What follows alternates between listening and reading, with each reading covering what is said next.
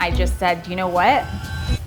Screw it, I'm gonna quit my job. And I didn't think that it was something that would ever take off. What advice would you tell your younger self? Oh man, there's a lot of advice I would have given myself. Let's talk a little bit about the financials. Whatever you think financially it's going to cost to open a bakery, think double. The answer is, did I eat shit? Yes, I did. And that's just the reality though of like being a small business owner. It's funny because once I really started to do that, things just took off. So. Can I try a cupcake, Taylor? Yeah. Do you want to try one?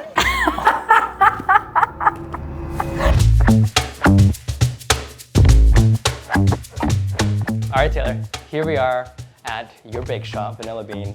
Tell me a little bit about who you are and what this business is about. Yeah, for sure. So my name is Taylor. Hello. I'm the owner of Vanilla Bean Bakeshop. We've been around since 2019. I started my business just out of my house as like a little side hustle to make some extra money. Yeah. And over a almost 6-year time frame, we've now opened up a bakery, and we've been in this location for about just over 2 years now. So yeah, we opened November 2022. Yeah, I don't know, living the dream. We're gonna dive deeper into the story, but for now, let's go and can you show me what the day-to-day looks like at this business? Sure, somewhat. It changes daily, but yes, absolutely. Let's do it. When you first walk into the shop, this is what you see. Okay.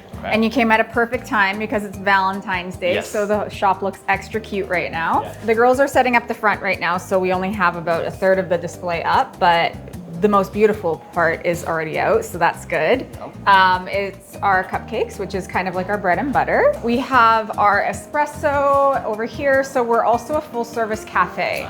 So we can do all of the fancy coffee drinks, and we make up a lot of really fun drinks as well. Did you start full service? Yep. Oh, right away. Yeah, right away. Oh. Yeah, because I knew that when we opened the bakery, I wanted it to not just be about baked goods. I wanted it to be a place where people could come and work and come and relax and just, meet up with a friend for coffee or something like that, right?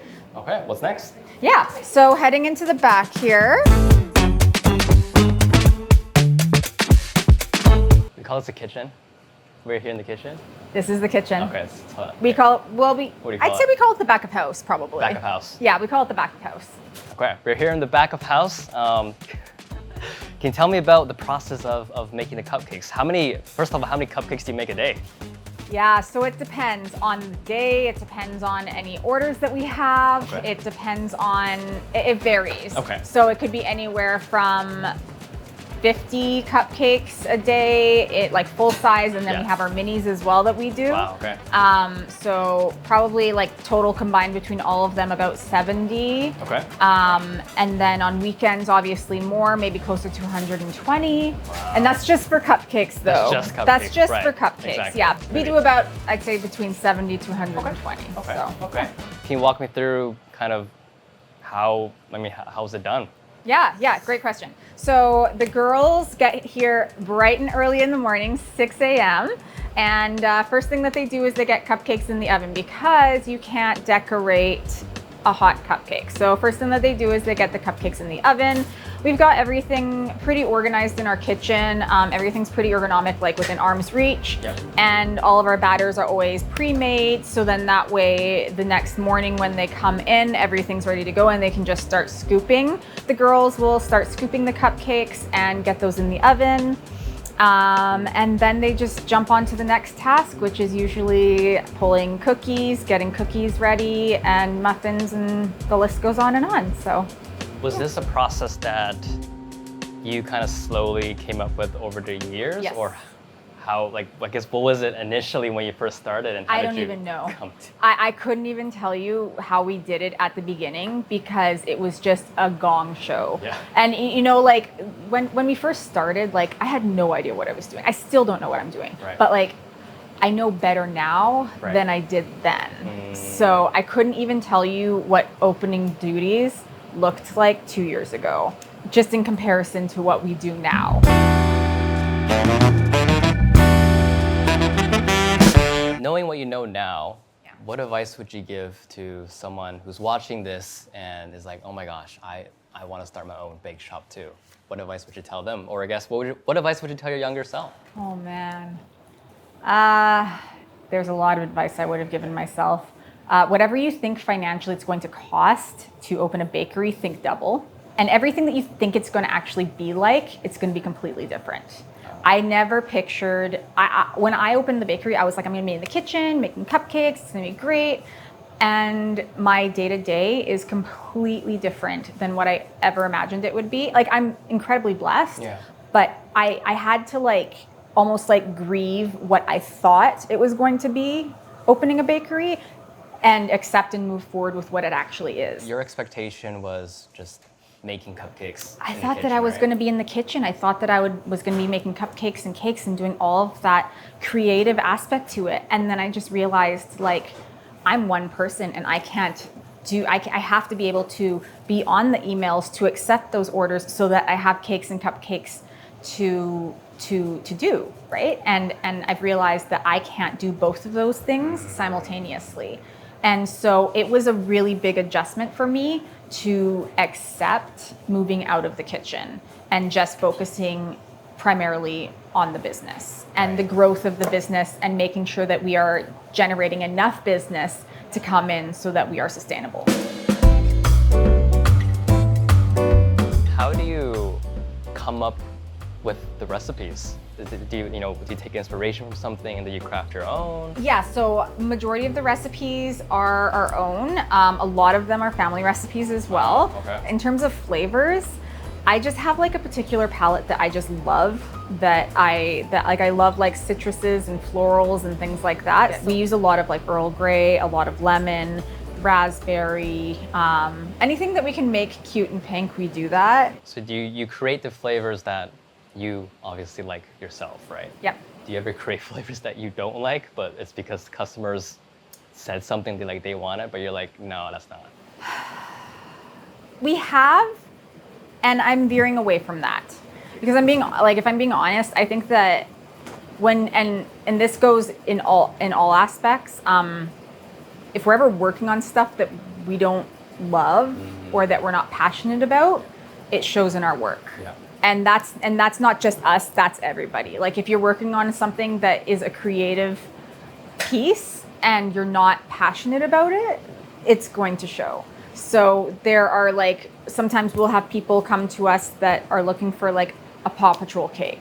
And like, we just don't do that because I know that you're not going to be happy with it because we're not passionate about Paw Patrol and doing that stuff.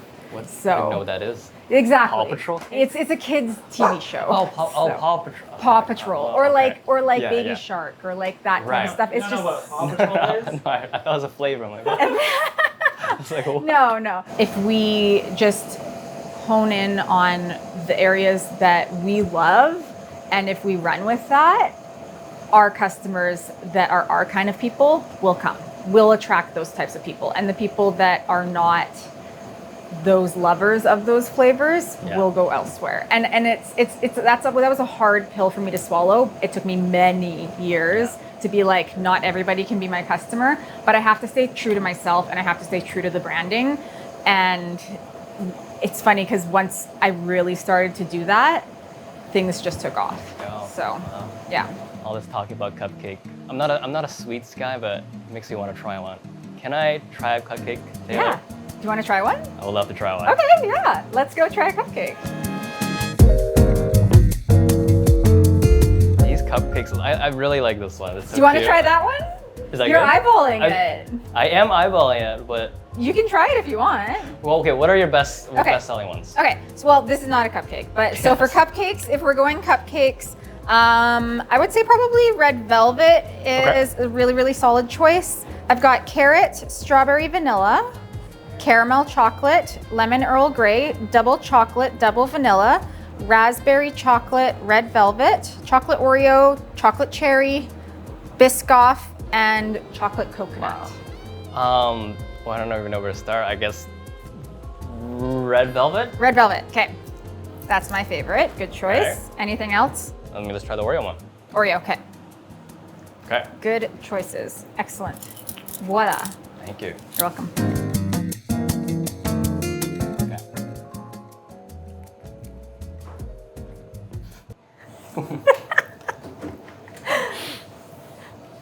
Okay. that awkward moment when somebody's eating your product right in front of you and you're like, is it good?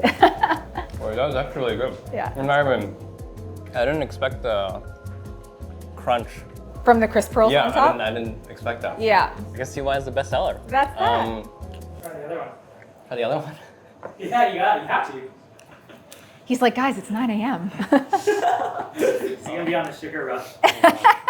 Presentation-wise, it looks really nice. It looks really pretty. Like I would want to buy this and give it to someone. Yeah. I'm gonna eat this. Can I give you a tip? Okay, take the Oreo off. Okay. And then make it into a sandwich. Make it into a sandwich. So take the bottom and break it in half and then put it on top. So put the Oreo down. Okay. And then take the cupcake itself, like out of the wrapper, Okay. and then break it so that it's 2 cake pieces and put one of the cake pieces on top.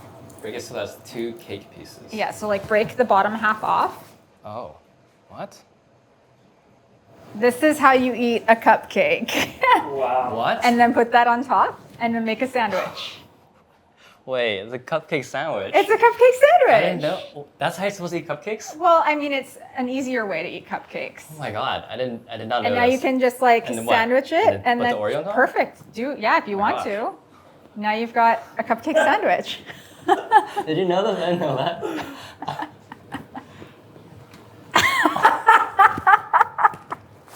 There you go. Wow. I've never done that before. Yeah, but now you know. No, I know. The more you know. Wow. Yeah, because otherwise you've got all that frosting and then the frosting gets up Yeah, your no. nose as you're trying to eat it. And Is that how you eat it? Why did you decide to make cupcakes? Why was this oh, the business to great get question. Okay, so when I was working full time for the government, I was looking. I was working in an office environment, and we started this thing called the Cupcake Club. And so essentially what that was is when it was somebody's birthday in the office, they would give me money and I would go and make them cupcakes for their birthday to bring to the office. That's nice. Okay. And so it just kind of became a thing that whenever it was somebody's birthday, I would always bring in cupcakes. Were you always into baking? Yes. Yeah, I was always into baking. I always loved bringing baked goods into the office. I did that for all of my 20s. Wow. And it was just always something that I always enjoyed doing. I always actually wanted to own a bakery. Like even as a teenager, I remember saying, I want to own a bakery. This is what I want to do. And it was my dream. And I was just, kind of directed into a different direction, into more of like a cookie cutter, safe role. Sure. And it's funny because, as time progressed and everything, over the years, I just always had this like itch that I was like, I just really want to own a bakery. And I feel like a lot of women feel that way, that they're like, I want to own like a bakery, cafe, bookstore, coffee shop, like all this flower shop combined into one. But like for me, it was always just, I just want to own a bakery. And I didn't think that it was something that would ever take off. I didn't think that it was going to be an option or anything, or that people would actually, pay the amount of money that I needed them to pay in order to make this a profitable little side hustle. And I was wrong. Taylor started her business with a simple Facebook and Instagram page and grew her business naturally through word of mouth. Eventually, she started selling her cupcakes and baked goods at farmer markets. And that's where things really took off. So I started selling at the farmers markets in 2021, and I did 9 markets that year. And it was crazy because I would do a farmers market and there was such a demand for us at the farmers market that like in one day, my revenue exceeded my monthly income with the government. Wow, yeah. So, and I was like, this is something that like I could run with this, right? It's not like that anymore. But, at the time, that's what it was like, right? Supply and demand.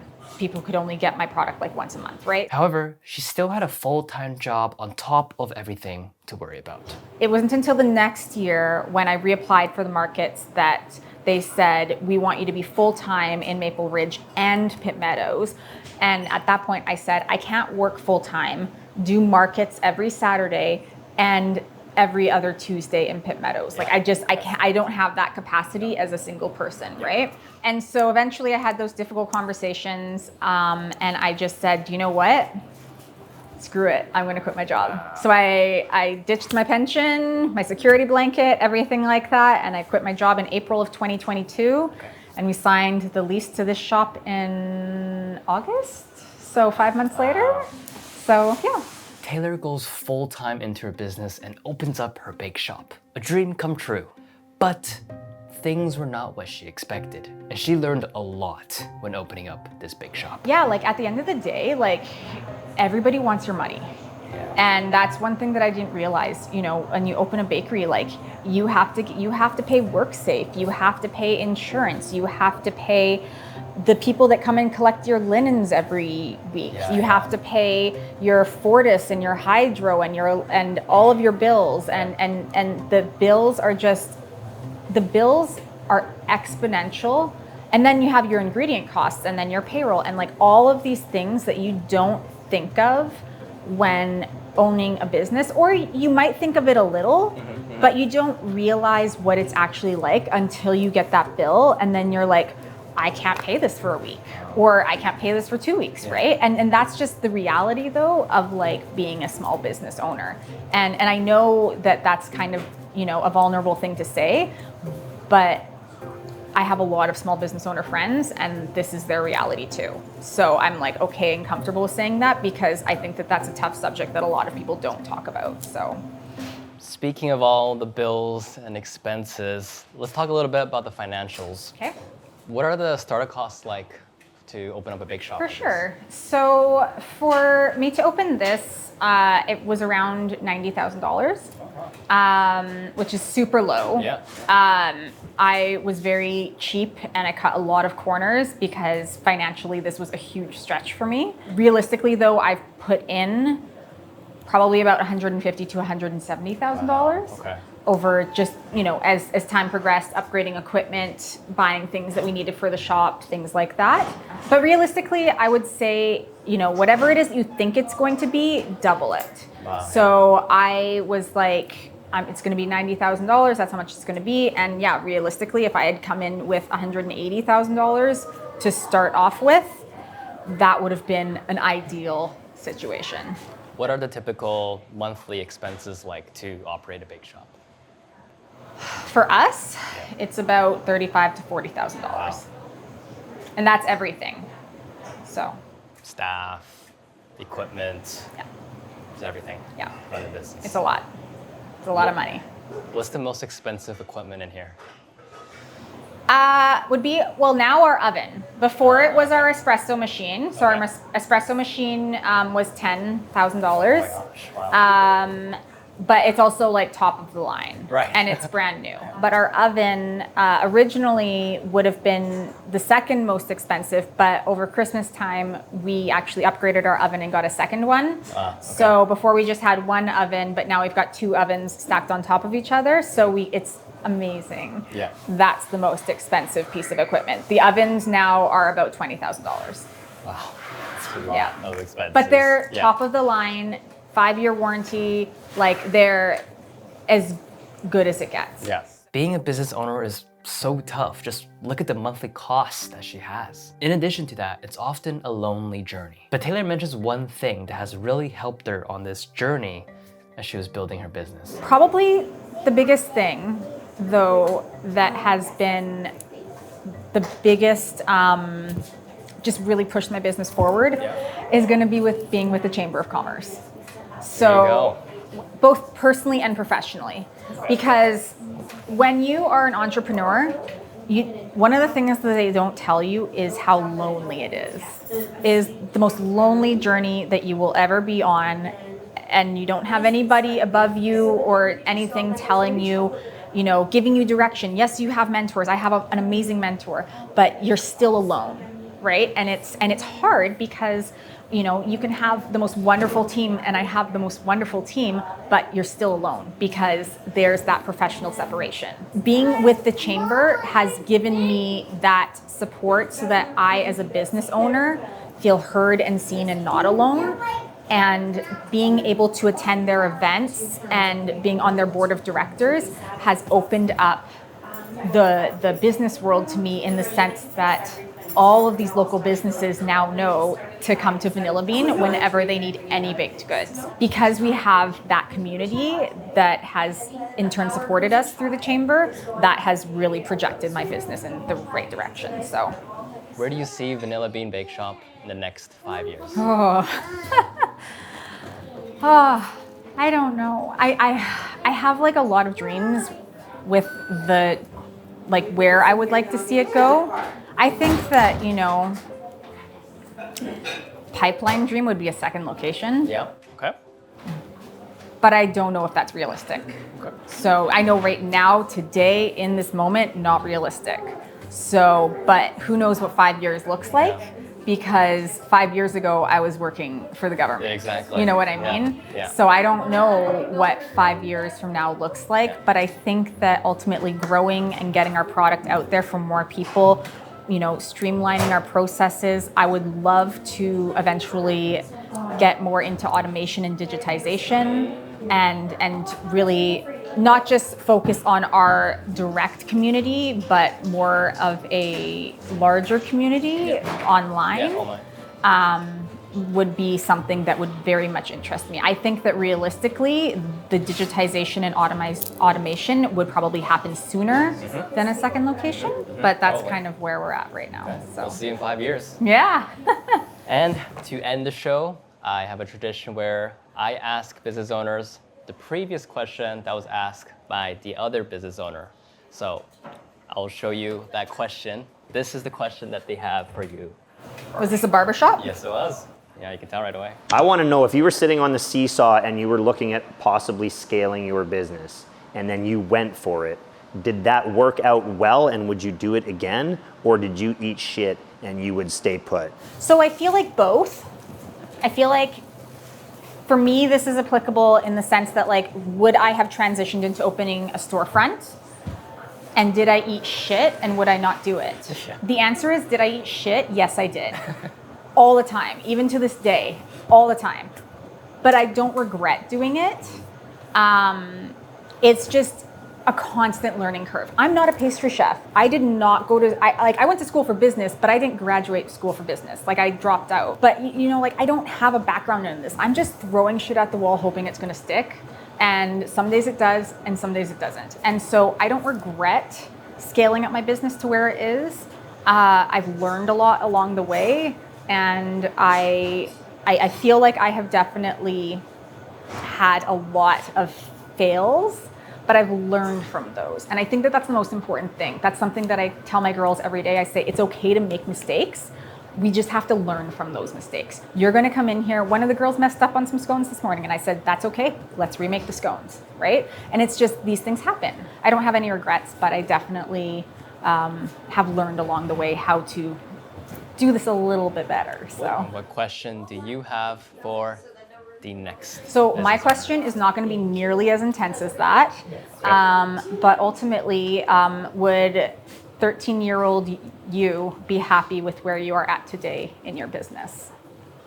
That's a deep question. Is that a deep question? I don't think that's as intense as the other one. Oh, that's a deep question. Thank you so much. Thank you so Taylor. much. This was a pleasure. Yeah, it was great to meet you guys. I'll finish this cupcake. This is actually very good. And that's the video. I hope you guys enjoyed it. We'll link her site below, Instagram below. Check out the stuff. If you want cupcakes and you're in the Maple Ridge area, come to Haney Mall, and she's right at that corner here. Vanilla Bean Bakeshop. Make sure to like this video if you found it valuable. Drop a comment down below if you have any questions for her or for me. And make sure to hit that subscribe button because we'll have more interviews with amazing business owners like Taylor coming soon. See you in the next one.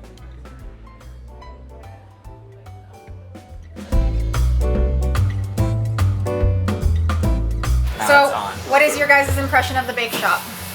We're interviewing you guys. Oh yeah? Okay. It's beautiful. It's beautiful. I love it. I love it. Yeah. What's your favorite thing that you've had so far? That Cookie Monster cookie was very unique. Yeah? Yeah. Jerry's like, get me out of here. I don't know what you're gonna say. He's like, I'm behind the camera normally. I know. Not used to this.